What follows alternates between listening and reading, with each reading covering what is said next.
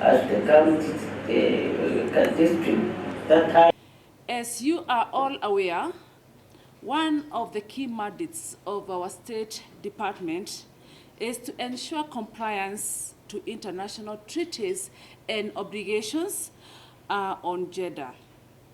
In executing this mandate, the State Department for Gender and Affirmative Action coordinates preparations for the annual commissions on the status of women, CSW, in collaboration with other state and non-state actors.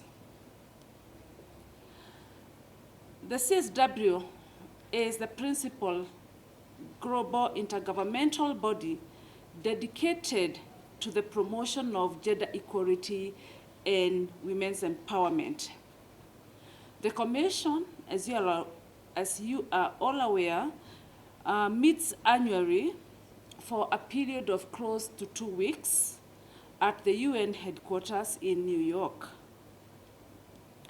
Representation is normally drawn from UN member states, from civil societies organizations, UN entities, and also from the private sector. And clearly that explains why we are here this morning. Each year, the session focuses on priority theme on gender equality and women empowerment and a review theme on the previous CSW. It is during this year's session of the Commission that the UN states will commemorate the 30th anniversary of the Beijing Platform for Action.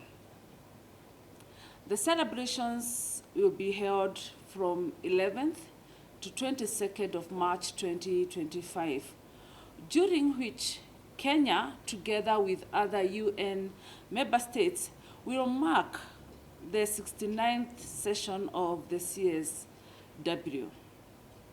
The session will review and appraise the implementation of the Beijing Declaration and Platform for Action and the outcomes of the 23rd special session of the General Assembly. This will also include an assessment of the BPFA achievements and the implementation challenges that affect the realization of this implementation, and of course its contribution towards the full realization of the 2030 Agenda for Sustainable Development. I know you are aware that in 1995, during the Beijing conference, 12 areas of concern were identified.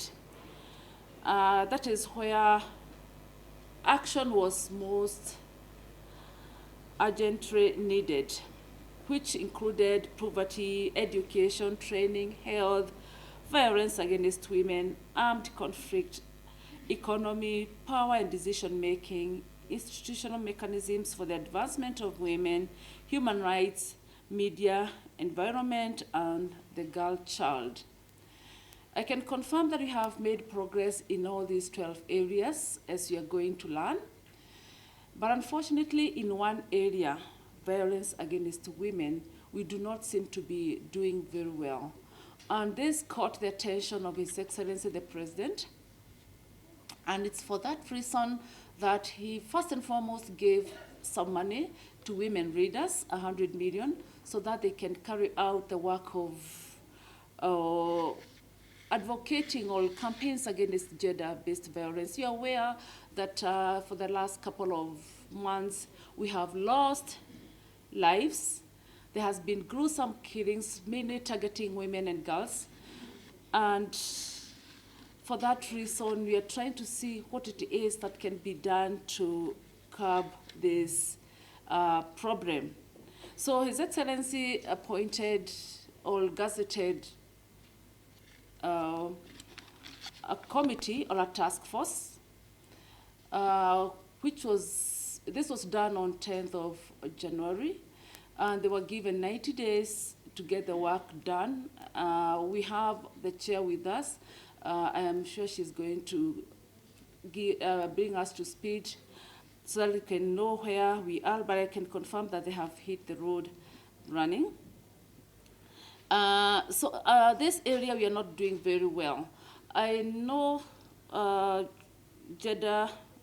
National Gender Equality Commission, they have confirmed that in terms of FGM, we are still not doing well, but I want to tell you that we are not as bad, because back in the year 2014, going by KDHS statistics, we were at 21%, but by 2022, we were at 15%.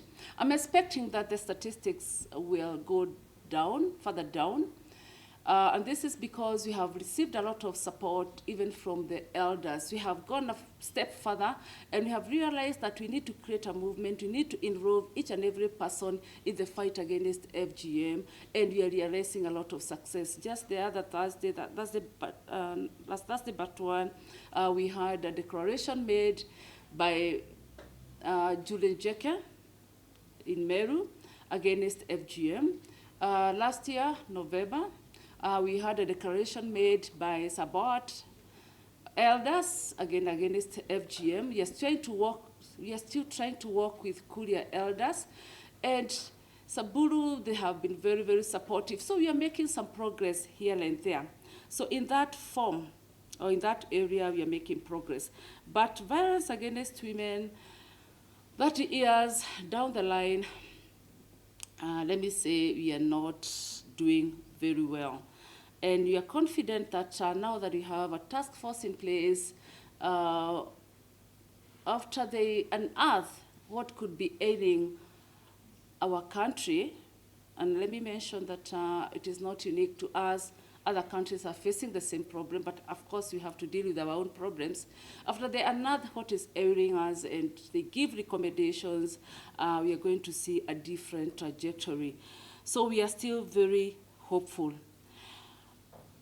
So in delivering the promise of Beijing Declaration and Platform for Action, Kenya has been implementing these 12 critical areas of concern, which address the strategic needs of women, men, boys, and girls, including marginalized groups and those with disabilities. Allow me to reiterate here that, indeed, Kenya's gender priorities are well aligned with Kenya's economic growth agenda that envisions inclusive development as outlined in the Constitution, as well as the Kenya Vision 2030 and its medium-term plans, and of course the government's bottom-up economic transformation agenda. I'm sure that we'll be taken through the 12 areas of concern, and you'll see how well we have performed as a nation. And I always tell people, don't always crucify this nation. We are doing so well. Whenever we go out there, many countries benchmark with us. Let me shock you. Germany is coming next week to benchmark with us as far as technology is concerned, our judiciary. So we are doing well here and there. We need to be clapping for ourselves. And clearly, it doesn't mean that we do not have areas that we need to improve on. There will always be areas where we can improve. But as a nation, trust me, we have done very well. AU adopted Convention on Ending Violence Against Women and Girls, which is a comprehensive continental instrument to prevent and eliminate all forms of violence against women and girls. That is a milestone to us. Thank you. Remember, we are celebrating Beijing plus 30.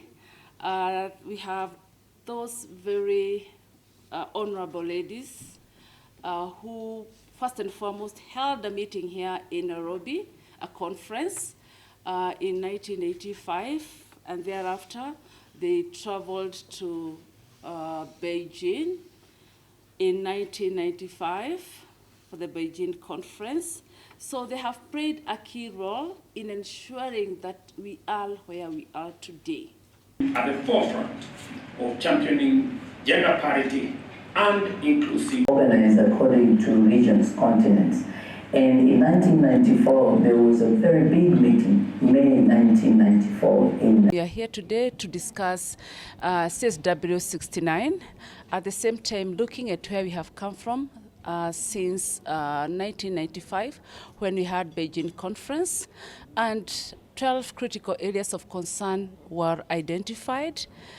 And as a country, we have made progress in all the areas. So we were trying to see where we were then and where we are now, and what challenges we have come across in this journey, and what are the possible solutions. So with us, we have those eminent ladies who actually, some of them went to Mexico, others to Copenhagen. We also had a conference here in Nairobi in 1985, and they also went to Beijing in 1995. We are currently riding on the work that these eminent ladies did during that time, and that is why we have made the progress that we have made. We are so grateful to these women. They have continued mentoring us and walking with us this journey. They have had wonderful stories to tell. Thank you.